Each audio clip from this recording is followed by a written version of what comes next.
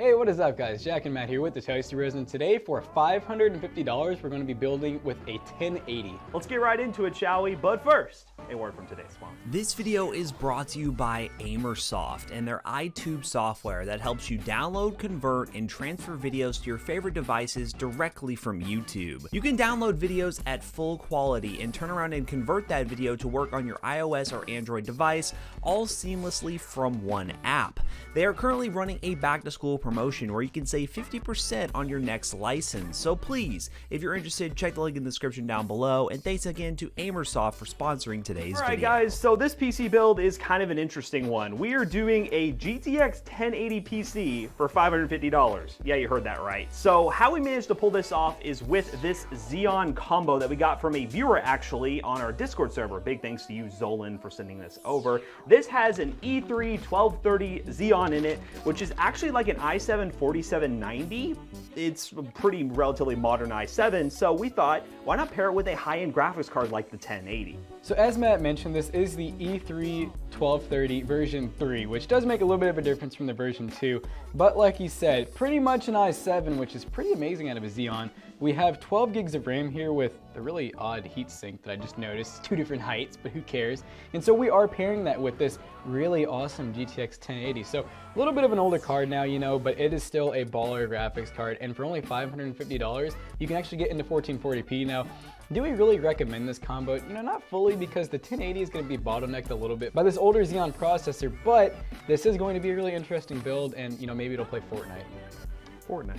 Now for the power supply, we're actually on our last one of these, which we ordered way too many of. This is the Thermaltake Smart Series 500 watt power supply. 500 watts, more than enough to power this system with a GTX 1080. This thing will probably sip anywhere between like maybe 300 watts and maybe not even that on under full load, but we'll do some more discussion about that later in the video. But we're also gonna be housing this thing in the AeroCool Shard, which has this interesting bulge in the front, which I mean, looks pretty cool, but it's very similar to some of the other RGB cases that AeroCool has the offer within like the $30 to $40 price range. It has an RGB thing in the front, has decent airflow, not the best, but for a system like this, it's gonna do more than enough in keeping the components in the system cool and add a little bit of RGB flair on a budget. So this will actually be a very quick build, so let's go ahead and put it together.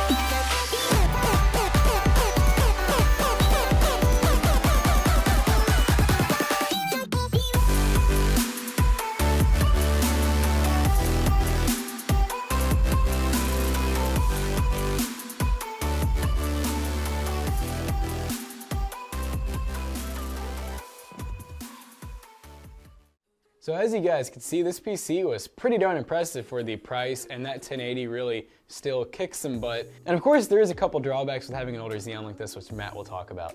So with the benchmarks at 1080p, you could clearly tell that there is a CPU bottleneck at some points. In games like Fortnite, especially running on like pro settings, you're trying to get the most FPS possible, the CPU is the limiting factor, but it's not that bad to where I wouldn't recommend doing something like this at 1080p, and all the other games I tested at 1080p perform flawlessly. But this system right here makes the most sense at 1440p because when you up the resolution, you become more reliant on your graphics card as opposed to your processor. And the 1080 is a really good 1440p card, being able to max out Far Cry 5, Deus Ex Mankind Divided, and Tom Clancy's Rainbow Six Siege on high settings at well over 60 FPS. And for 1440p, $550 is actually a really good budget for a system to be able to dive into that resolution, and the monitors themselves are actually getting a lot cheaper. So of course another option you could look at is Ryzen 5, something like a 1600 or 2600, or even if you can really up your budget at 3600. So obviously this is going to be a lot more money, and we're kind of getting out of the realm of this really cheap budget PC. But